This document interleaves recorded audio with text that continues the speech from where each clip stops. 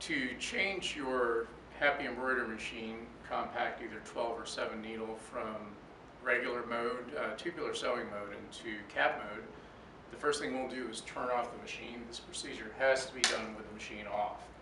Next thing we do with the machine off is that you can freely move the arm for your convenience. So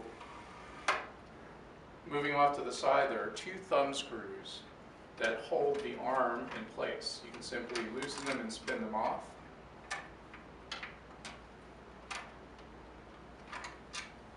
And we'll use these 2 same thumb screws to attach the cap driver that puts the machine into cap mode.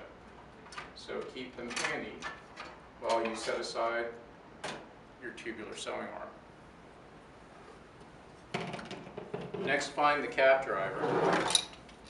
And the cap driver essentially takes the left and right motion that the X carriage moves the embroidery in, and instead turns it into rotational motion. So you want to take the horizontal bar, which is the same as the regular sewing arm, and align it this way, and we want to slide it right underneath the needle guard like this. Also, you'll notice that the guide arms inside and the entire interior assembly can rotate freely. Make sure that this is up at the 12 o'clock position.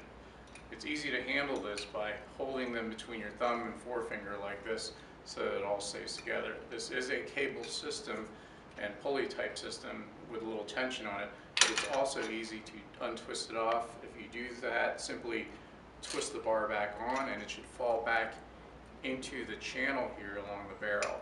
So hold this in place, slide it on. There's a square-shaped opening here that is meant to align with the square shape of the sewing arm itself. And we slide that straight on. In the case of the 12 needle Voyager, there's a presser foot that's blocking the mounting block, so simply pull this aside, slide that along, and mate this. Bring your X carriage forward with your hand until these 2 surfaces meet. And also we'll slide the rest of the assembly underneath the white Y rails.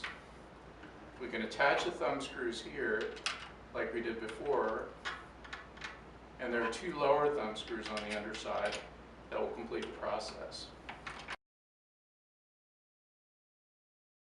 When installing the cap driver, be mindful of the metal finger that's oriented this way, pointing towards the back of the machine. As you place the cap driver onto the machine, this should point backwards underneath the white Y rail, the right side Y rail.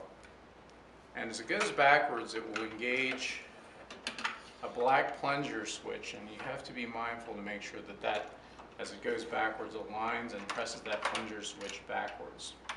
From this side view, watch as the black plunger switch gets pressed backwards as the properly aligned cap driver gets pushed back into the final position. Finally, to ensure that the plunger switch is held backwards, be sure to install the lower right thumb screw first.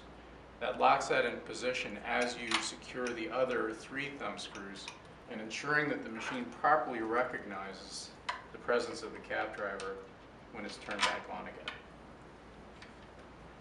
Once all 4 thumb screws are snug, then you can go ahead and proceed to tighten these as far as you reasonably can. And as the final step, once your thumb screws are on, do a quick pass to make sure this can move smoothly, left and right, and up and down, and turn on your machine again. And after several seconds, when it returns to the boot screen, you'll see a symbol here indicating that it has detected the presence of the cap driver.